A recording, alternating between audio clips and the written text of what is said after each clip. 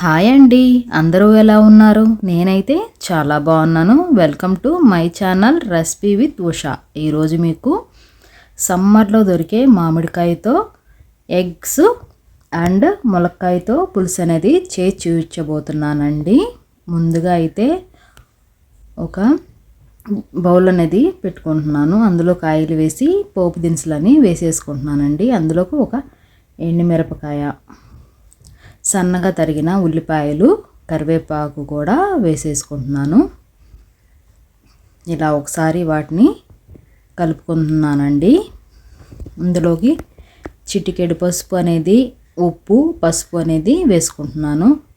ఒక 10 నిమిషాలు మూత అనేది పెట్టుకుంటున్నాను. 10 నిమిషాల తర్వాత చూడండి ఉల్లిపాయలు అనేవి మగ్గిపోయినాయి. ఇప్పుడు అందులోకి ముందుగా కట్ చేసి పెట్టుకున్న ములక్కాయలు కూడా అందులో వేసుకొని ఇలా ఒకసారి కలుపుకుందాము. ఆ తర్వాత 2 టేబుల్ స్పూన్ల కారం అనేది వేసుకొని ఒకసారి ఇలా కలుపుకుందామండి. ఇలా కలిపిన తర్వాత ముందుగా మామిడికాయ చెక్కు తీసుకొని ముక్కలు కట్ చేసుకున్నాం కదా, ఆ మామిడికాయ బుర్రతో సహా ఆ ముక్కలు అనేవి ఈ కర్రీలోకి వేసేసుకుంటున్నానండి. ఇలా ఒకసారి కూర మొత్తాన్ని ఇలా కలుపుకుంటున్నాను. ఇందులోకి 1 గ్లాస్ వాటర్ అనేది పోసేసుకుంటున్నానండి. ఇలా వాటర్ పోసినాక మరొకసారి ఇలా కలుపుకుందాము.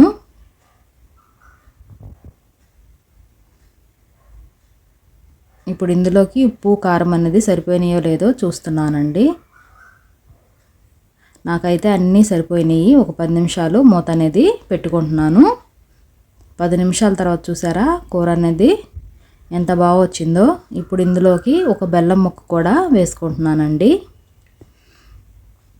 ఏ పులుసుకైనా సరే బెల్లం ముక్క వేస్తే ఆ కూర చాలా అంటే చాలా టేస్ట్గా ఉంటుందండి. ఇప్పుడు ఒక 5 నిమిషాలు మూత అనేది పెట్టుకుందాము.